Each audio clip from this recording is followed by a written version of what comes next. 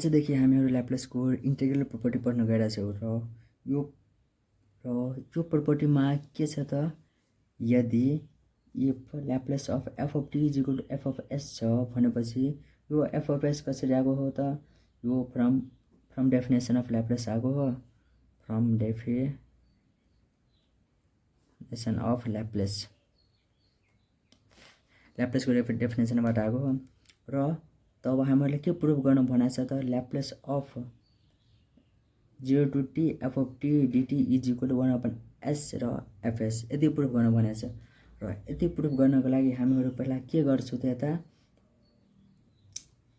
0 to t f of t dt यतिलाई हामीहरू के गर्नुपर्छ त फाइ अफ टी मा लेट गर्नुपर्ने हुन्छ लेट यदि लेट गर्यो भने हामीहरू यो फर्मुलालाई यो थ्योरमलाई प्रोपर्टीलाई मजाले प्रुभ गर्न सक्छौँ।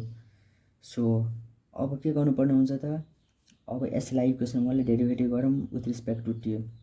So differentiate with respect to t we get अब त्यसले डेरिभेटिभ गर्यो भने के हुन्छ phi dash of t is equal to t by dt 0 to t f of t dt यति हुन्छ। सो यता के छ डेरिभेटिभ र इन्टिग्रेसन दुवै छ त्यो पनि with respect to t derivative गर्न भनेको छ with respect to t integration गर्न भनेको छ। सो एक आपसमा दुवै के हुन्छ इन्भर्स हुन्छ। सो इन्भर्स भएको हुनाले यो दुवै आफूमा कटिहाल्छ भन्नाले क्यान्सल भइहाल्छ। सो क्यान्सल भयो भने के हुन्छ phi dash of t is equal to f of t यति भयो।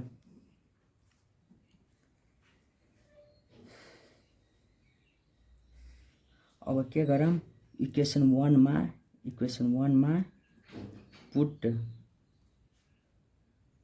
t इज इक्वल टु 0 यदि इक्वेसन 1 मा t इक्वल टु 0 पुट गर्यो भने के हुन्छ फाइ अफ 0 डेरिभेटिभ इन्टिग्रेसन गर्छौँ भने के हुन्छ हाम्रो अलवेज 0 हुन्छ। सो यति आयो र अब हामीहरू के गर्छौँ त मल्टिप्लिकेसन प्रोपर्टी पढाएको थियो डेरिभेटिभ प्रोपर्टी त पढाएको थियो। सो डेरिभेटिभ प्रोपर्टीमा के थियो त यता लेखौँ अब पहिला हाम्रो डेरिभेटिभ प्रोपर्टी अफ ल्याप्लेसको डेरिभेटिभ प्रोपर्टी के थियो त Laplace of f of t is equal to s into f of s minus f of 0 यति पढाएको थियो। सो अब यता के छ त अब योलाई हामीहरूलाई के गर्नुपर्छ फाइमा कन्भर्ट गर्नुपर्ने हुन्छ।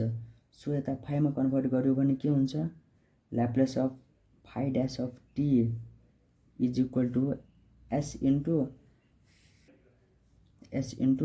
Phi of s minus phi of 0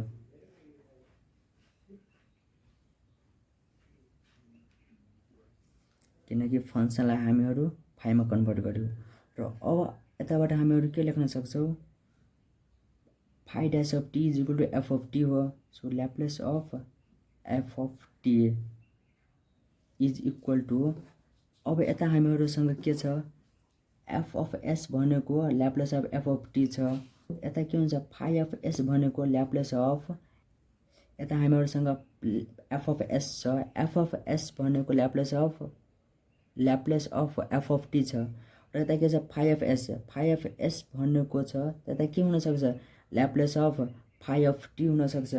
so यता त्यही लेखौँ s into Laplace of phi भन्नाले फाइ अफ टी यति लेख्न सक्छौँ र minus phi of 0 is equal to 0 छ। सो यता यसलाई यता बोलायो भने के हुन्छ 1/s र Laplace of f of t is equal to Laplace अब यता के छ फाइ अफ टी भनेको यता हामीहरू लेट गरेको थियौँ के लेट गरेको थियौँ त 0 to t f of t dt यति लेट गरेको थियौँ। सो यता के हुन्छ 1/s र Laplace of f of t is equal to f of s छ। So f of s is equal to Laplace of 0 to t f of t dt र यसलाई अब हामीहरू थोरै मिलाएर लेखौँ। So Laplace of 0 to t f of t dt is equal to 1/s टाइम्समा fs। र यति हाम्रो प्रुभ भयो, यति प्रुभ गर्नु थियो। यता एकचोटि अझै सुनौँ है। यता f अफ s भनेको Laplace of f of t छ। यदि म f लाई फाइमा रिप्लेस गर्यो भने के हुन्छ? Phi of s is equal to Laplace of phi of t हुन्छ। यति हुन्छ नि। सो त्यही कुरा म यता गरेको छु। Laplace of phi of s is equal to Laplace of phi of t हुन्छ। सो ठ्याक्कै सेम कुरा छ त्यो। ल यति भएकोमा हाम्रो यो डेरिभेसन पनि सक्यो। अबको नेक्स्ट भिडियोमा केही 4-5वटा न्युमेरिकल क्वेसन गर्नेछौँ। र आजको लागि यति नै। हस्त, धन्यवाद।